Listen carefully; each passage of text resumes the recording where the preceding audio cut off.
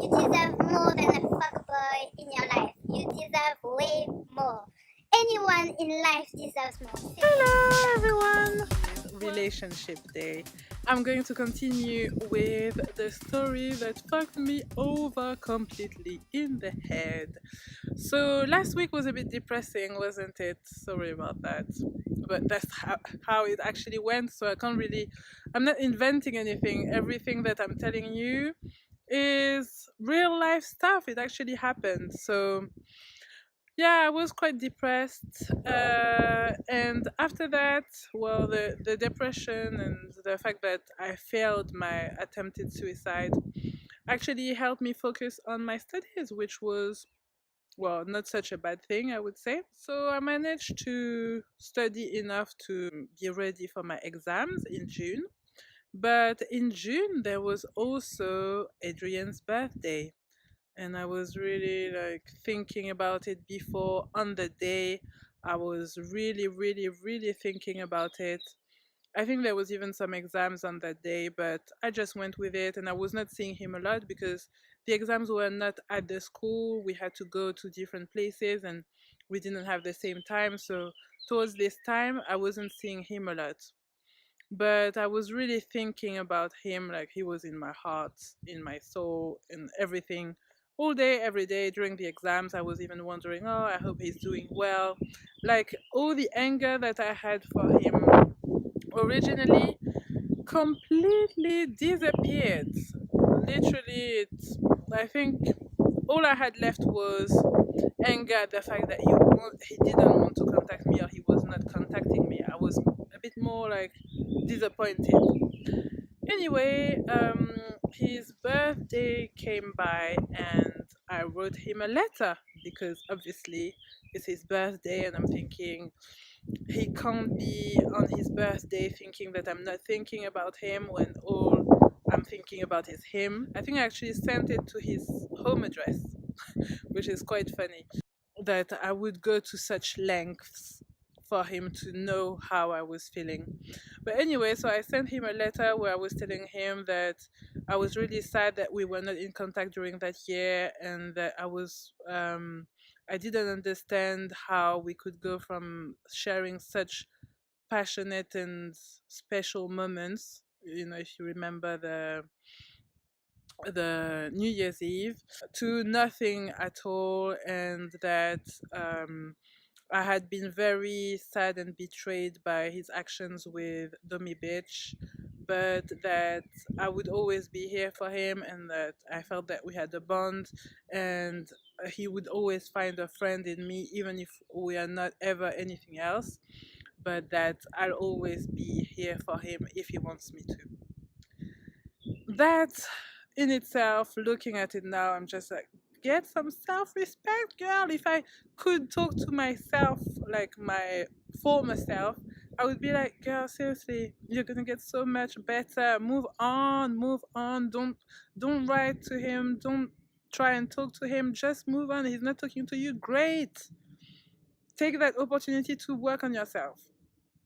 Anyway, that's not what I did. He didn't respond to the letter, but I saw him for the results of the baccalaureate on, I think it was around July, and I passed, which was good. Not with flying colors, but it was quite good considering that I didn't do anything during the whole of my scholarity apart from these last 6 months. And I saw him, and but we didn't really speak neither. But he came and said thank you for the letter, I think. And then what happened is that during the summer, I was still at my parents' house, but the plan was to get away as fast as possible. As you know, it wasn't great. Like the situation at home was horrible, and so my plan was to go to London. So because I didn't have any job or anything prepared, I applied for jobs as an au pair so I could actually live there. But I didn't find something straight away. So my sister, who was there already, told me to come, stay with her for a few days, and then we'll see what happens. So that was in September. But in the meantime, The funny thing is that I get more news from Adrian, and it's like, what the fuck is going on? Why do you even contact me? And we meet up. I think it was only one time that we met up. And he's like, oh, do you want to come to my house and we can, we can spend some time and stuff. Like now that school is over, everything with your friends and with Dominic and all of that. All of this is over so we can meet up. So my instant reaction is like, oh my god, he contacted me. I'm so happy. Oh, finally, I'm gonna see him. Oh, he wants to see me. Maybe the letter did something. I can't wait to see him face to face by ourselves and blah blah blah. So what do I do? And he tells me, do you want to come up to my house tomorrow? Of course, I say yes. But do I understand then that he was only using me for sex? I still didn't get it.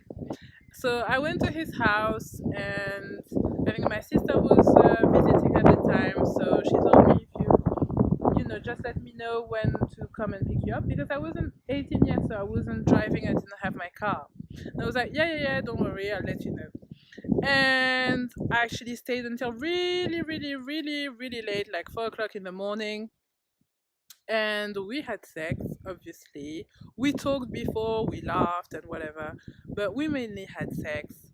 It wasn't even that great, to be honest with you. Like, he wasn't that great, but I was just so excited to be with him that anything that he would do, anywhere that he would touch me, would just make me like go crazy. And so we shared this night, and then we talked a bit by text, and then it was time for me to go to London, and then he was going to Manchester. Funny enough, I didn't know the plan of Manchester until I think after I left for London. And yeah, it was quite interesting that we met up at that time. But in my head, I was just like, oh, I'm so glad that at least, well, I'm leaving and I know nothing is going to happen from now. But at least I got to see him, and I just know we have a special bond. Otherwise, he wouldn't have contacted me again, and blah, blah, blah. So at this point, I'm on a high, and I'm also on a high because I'm finally leaving my parents' place. I'm finally leaving the place where I'm living, and it's London. Like, I'm starting a new life. It's gonna be amazing. I haven't left yet, but I'm so excited. So I'm off to London, and I'm gonna tell you what happens next week. But at least, yeah, at this point, the depression was still dormant, I want to say, but the fact that I saw him, oh dear, I was so happy. Still with like this aftertaste in my mouth where I was feeling like there was something a bit off, but I was concentrating on the fact that I saw him and he wanted me in his bed and in his flat, and he texted me and we talked. At least we were in contact. So, yeah. Are you going through something similar? Because if you are, please talk to me. Please comment below or contact me directly or via social media. I have Instagram as well.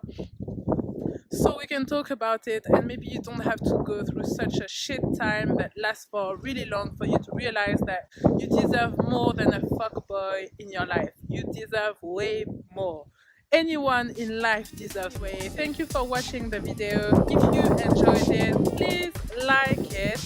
And if you enjoy watching me on a regular basis, then subscribe so you can make sure that you watch every video that interests you. I do post every day except on Sundays.